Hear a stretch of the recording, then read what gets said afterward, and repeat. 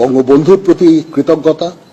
উনি আমাদের একটা স্বাধীন সার্বভৌম দেশ দিয়েছেন এবং যে দেশে আজকে আমি, সেই স্বাধীন দেশের আমি আজকে সেনাপ্রধান। সমস্ত শহীদদের প্রতি আমার কৃতজ্ঞতা, সমস্ত মুক্তিযোদ্ধাদের প্রতি আমার কৃতজ্ঞতা। তারা তাদের সোনালী দিনগুলো আমাদের জন্য উৎসর্গ করেছেন এবং আজকে আমরা এই স্বাধীন সার্বভৌম দেশ পেয়েছি।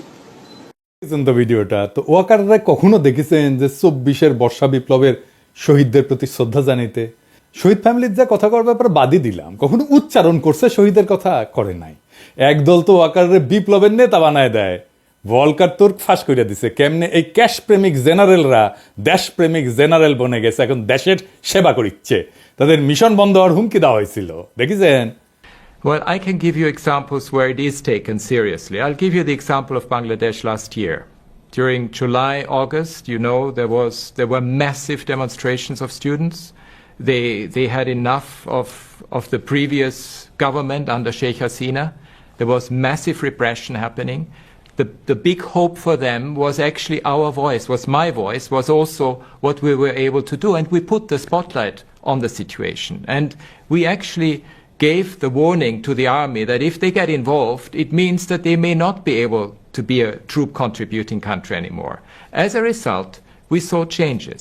When Mohammed Yunus took over as the new chief advisor of the interim administration, he asked me immediately, can you send us a fact-finding mission to put the spotlight on the situation and to investigate what was happening, which is what we did.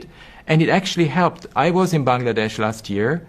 The students were so grateful for us taking a stand and for us speaking out and for supporting them.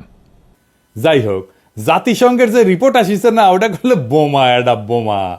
এই report দিয়া ওয়াকার সাহেবের Sunday Monday close করে দেওয়া যায়, এই জেনারেলদের Sunday Monday close করে দেওয়া যায়, ফোস বন্ধ করে দেওয়া যায়। কিভাবে দেওয়া যায় আসেন এটা বলি। আমি প্রফেসর ইউনূস ছেলে চুপুরে কইতাম, আমারে আর ওয়াকাররে এটা চা খাওয়ার দাওয়াত দেন জাহাপনা। আর আমি ওই রিপোর্ট থেকে 14 পৃষ্ঠার 14টা অংশ, নির্বাচিত অংশ কপি পেস্ট কইরা প্রিন্ট করে নিয়ে যেতাম, 2 কপি আর কি, 2 সেট। চা খাইতে খাইতে একটা কপি চুপুরে দিতাম, একটা কপি ওয়াকাররে দিতাম, কইতাম পড়েন। প্রথমে হাতে দিতাম এই অংশটা, 64 পৃষ্ঠার 279 প্যারা। এটি হচ্ছে ইংরেজি, যেহেতু কইছে ঠিকই গেছে, তাই না? বাংলার যা হয়েছে সেটা হইতেছে, সেনাবাহিনী একটা অন্তর্বর্তীকালীন সরকার গঠন সহজীকরণে কাজ করছে, কিন্তু ভূতপূর্ব প্রধানমন্ত্রীকে দেশের বাইরে পাঠায় দিয়ে তাকে দ্রুত দেশের ভিতরে আর একটা জবাবদিহিতার আওতায় আনার পথ দূরে সরাই দিছে। এই পর্যন্ত পড়লে কইতাম, দেখেছেন, এটা গেলে গুরুতর অভিযোগ, যেখানে 3 বাহিনীর প্রধান জড়িত আছে, আর সশস্ত্র বাহিনীর সর্বাধিনায়ক হিসাবে জাহাপনা চুপ্পু আপনিও আছেন। এরপরে কইতাম, একটু নিচে দেখেন, এই যে 279 প্যারার নিচে, সেনাবাহিনী নিরস্ত্র শান্তিকামী বিক্ষোভকারীদের উপর কাছে থেকে তাজা গুলি চালায়, জনতাদের হত্যা করে ক্ষান্ত হয়নি।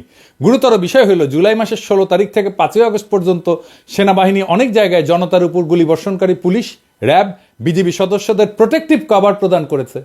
সেনাবাহিনীর ভারী অস্ত্রশস্ত্রের এই নিরাপত্তা ঢাল পুলিশ, র্যাব, বিজেপিকে অনুপ্রাণিত করেছে জনগণের ট্যাক্সের অর্থে, বেতনভুক থেকে জনগণের অর্থে কেনা অস্ত্র দ্বারা নিরস্ত্র জনগণকে বিচার বহির্ভূতভাবে হত্যা করতে। এরপরে হাতে দিতাম একটা পৃষ্ঠা 31-32। জুলাই মাসের 16 তারিখ থেকে 21 তারিখ পর্যন্ত যাত্রাবাড়ি এলাকায় ঢাকা চট্টগ্রাম মহাসড়কে ছাত্র জনতার স্থাপিত সড়ক প্রতিবন্ধক সমূহ অবমুক্তকরণের জন্য যৌথ অভিযান পরিচালিত হয়। সেনাবাহিনী এই যৌথ অভিযানে প্রোটেক্টিভ কভার প্রদান করেছে। অন্যান্য বাহিনীর হাতে শত শত মানুষ হতাহত হয়েছে যাত্রাবাড়িতে। যাত্রাবাড়ির একটি হাসপাতালেই 17 থেকে 20 তারিখ পর্যন্ত এই 3 দিনে 1200 রোগী ভর্তি এসেছে, অনেকেই গুলিবিদ্ধ। তদানীন্তন প্রধানমন্ত্রীর নেতৃত্বে কোর কমিটির মিটিংয়ে পরপর কয়েকদিন কঠোরতার নির্দেশ। তৎকালীন প্রধানমন্ত্রীর 21 জুলাইয়ের যাত্রাবাড়ি অবমুক্তকরণের কঠোর নির্দেশ পালনের পর স্বরাষ্ট্রমন্ত্রী 20-21 তারিখে যাত্রাবাড়ি যান পুলিশের আইজিপি এবং ডিএমপি কমিশনারকে সাথে নিয়ে। সেইখানে পুলিশ অফিসার ভিডিও দেখায় আক্ষেপ করে বলে যে একটা গুলি করলে একজন মরে, বাকি সবটি যায় না। এই যৌথ অভিযানের সফলতার সমাপ্তি ঘোষণা করছিল কে? সেনাপ্রধান general Waker. General Waker helicopter করে ডিজি র্যাব এবং আইজিপিকে নিয়ে যাত্রাবাড়ি ল্যান্ড করেছে 22 জুলাই তারিখে। সাংবাদিকদের সামনে নিশ্চিত করছে যৌথ বাহিনী যাত্রাবাড়িতে ঢাকা চট্টগ্রাম মহাসড়ক সফলতার সাথে অবমুক্ত করছে। হ্যাঁ, এরপরে আর একটা দিতাম পৃষ্ঠা 64 প্যারা 279। সেনাবাহিনী পুলিশ র্যাব বিজিবিকে স্ট্র্যাটেজিক সহায়তা করছে। কোন কোন এলাকায় সেনাবাহিনী ব্লক রেড চলাকালীন সময় সম্পূর্ণ এলাকা ঘিরে রাখতে নিরাপত্তা চাদরে পেরিমিটার সিকিউরিটি এবং জরুরি আপৎকালীন সক্ষমতা স্ট্যান্ড বাই সিকিউরিটি হিসেবে কাজ করছে। আর পুলিশ র্যাব বিজেপি তখন চালাইছে গণগ্রেপ্তার, ভীতি প্রদর্শন, নির্যাতন, নারী শিশুদের দমন, হাসপাতালের সিসিটিভি ফুটেজ ধ্বংস, রোগীদের মৃত্যুর কারণ পরিবর্তন এবং লাশ গুম ইত্যাদি। এরপরে দিতাম আরেকটা পৃষ্ঠা 36 পৃষ্ঠা প্যারা 127 থেকে 131। সেনাবাহিনী কর্তৃক 20 জুলাই মোহাম্মদপুর, একই তারিখে রামপুরায় হত্যাকাণ্ড চালিয়েছে। 5 আগস্ট তারিখে যমুনা ফিউচার পার্ক এলাকায় সেনাবাহিনী হত্যার উদ্দেশ্যে জনতার উপরে গুলি চালায়। তারপরে আরেকটা পৃষ্ঠা দিতাম 39 পৃষ্ঠা 140 নম্বর প্যারা জুলাই মাসের 19 তারিখ থেকে 21 তারিখ পর্যন্ত বিভিন্ন সময় হেলিকপ্টার থেকে সেনা গ্রেডের রাইফেল এবং মারণঘাতী শটগান থেকে জনতার উপর গুলি বর্ষণ করা হয়েছে। বাড্ডা, বসুন্ধরা, গাজীপুর, যাত্রাবাড়ি, মিরপুর, মহাখালী, মোহাম্মদপুর এবং রামপুরা এলাকায় এই গুলিগুলো বর্ষণ করা হয়েছে। তো এই জায়গায় এসে আমি কইতাম দুইজনকে, জাহাপনা আমার অনুমান যে আর্মি এভিয়েশন ইউনিট বা আর্মি এভিয়েশন গ্রুপ তাদের হেলিকপ্টারের রং পরিবর্তন কইরা এই অভিযানে অংশগ্রহণ করে থাকতেও পারে। কি কন ওয়াকা সাহেব? হ্যাঁ, বিস্তারিত অনুসন্ধান করি নাকি বলেন? করি। তবে এটা তো প্রমাণিত যে 5 আগস্ট তারিখে প্রগতি সরণী এলাকায় একজন গুলিবিদ্ধ হয়েছে হেলিকপ্টার থেকে বর্ষিত গুলি থেকে। দুঃখজনক হইলেও সত্য যে হেলিকপ্টারটার রং ছিল অলিভ গ্রিন, জলপাই কালারের, এবং বুলেটে ছিল আর্মার্ড পিয়ার্সিং বুলেট, যা শুধুমাত্র সেনাবাহিনী ব্যবহার করে। সেনাবাহিনী তো আমাদের প্রোটেক্ট করার কথা। 5 তারিখে নাকি সে আমাদের বিপ্লবের পক্ষে দাঁড়িয়েছিল। কুই। এরপরে দিতাম 36 পৃষ্ঠা 130 নম্বর প্যারা সেনাবাহিনী 20 জুলাই তারিখে রামপুরায় দুপুর বেলায় যে গুলি চালায় জনতার উপরে, সেই অভিযানে যে এপিসি গুলি নিয়োজিত ছিল তার সব কয়টির রং ছিল সাদা এবং ইউএন লোগো চিহ্নিত ছিল। মানে সেই অভিযান ইউএন ভেহিকল ব্যবহৃত হয়েছে, কিন্তু সেটা ইউএন চার্টারের কোনো অভিযান ছিল না। এরপরে দিতাম 65 পৃষ্ঠার 283 নম্বর প্যারা জুলাই বিপ্লবের সকল দমন, পীড়ন, হত্যাকাণ্ড, গণহত্যা সমন্বয় করছে খুনি হাসিনা এবং কোর কমিটি। এই কোর কমিটির 4 জন সদস্য হচ্ছে বেসামরিক ব্যক্তি, স্বরাষ্ট্রমন্ত্রী, আইজিপি, ডিজি র্যাব এবং ডিএমপি কমিশনার। বাকি সবাই সেনাবাহিনীর চাকুরিরত সদস্য এবং তারাই মেজরিটি। কারা কারা? DG DGFI, DG NSI, DG BGB, DG Ansar, DG NTMC, এই 5 জন। আর 20 তারিখ থেকে একজন সিনিয়র জেনারেল কোর কমিটিকে সহায়তা করেছেন। এই পর্যন্ত পড়লে কইতাম, হ্যাঁ জানাব, জাহাপনা ইউএন তার নাম লেখে নাই, কিন্তু আমি কয়ে দিতেছি এই লোকটা হইতেছে কুখ্যাত লেফটেন্যান্ট জেনারেল মুজির। আর ওয়াকা সাহেব, আপনার জিম্মা থেকে তো ক্যান্টনমেন্ট থেকে ওই পালাইছে, তাই না? কেন পালাইছে এবার বুঝবার পারিচ্ছেন তো? ভবিষ্যৎ তদন্তে ইউএন বা আইসিসি খুঁজে নেবে মুজিব কোর কমিটিতে কি কি করেছিল, আর জেনারেল ওয়াকার কি কি অসত্য বলছেন বা ব্যত্যয় করছেন, তথাকথিত ক্লোজ অ্যারেস্ট থেকে মুজিব কিভাবে চলে গেল। আচ্ছা, এবার আড্ডা দিতাম 64 পৃষ্ঠা প্যারা 281 এনটিএমসি সকল অনিয়ম লুকিয়ে রাখা বা আলামত সাক্ষ্য ধ্বংস করায় মুখ্য ভূমিকা রেখেছে। বিটিআরসির সহযোগিতায় তারা গুরুত্বপূর্ণ সময় ইস্পিত জায়গায় ইন্টারনেট ডাউন করে সকল সোশ্যাল মিডিয়া বন্ধ রেখে অমার্জনীয় অপরাধ করেছে। আমি কইতাম এনটিএমসি কে চালায়? হ্যাঁ, আপনার জেনারেল তো জিয়াত, তাই না? ঠিক কিনা ওয়াকার সাহেব? কার বস এই এনটিএমসি? কারা বস এই এনটিএমসির? এখনো কারা বস? পুলিশ যা করছে একই কাজ করছে বিজিবি, র্যাব। বিজিবি এবং র্যাব এটার লিডার কারা? কমান্ডিং অফিসার কারা? Army officer. DGFI July August মাসে 250 অফিসার এবং 2000 ফিল্ড স্টাফ মোতায়েন করছে।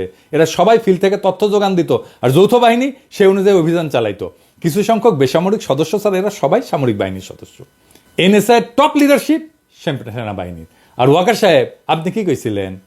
আপনি 5 আগস্ট 2024 তারিখে জাতিকে ধোকা দিচ্ছেন এই বইলা যে প্রত্যেকটা হত্যার তদন্ত হবে, বিচার হবে। করছেন? করেন নাই। আচ্ছা, এরপরে দিলাম আর একটা পৃষ্ঠা 70 পৃষ্ঠা 340 নাম্বার প্যারা।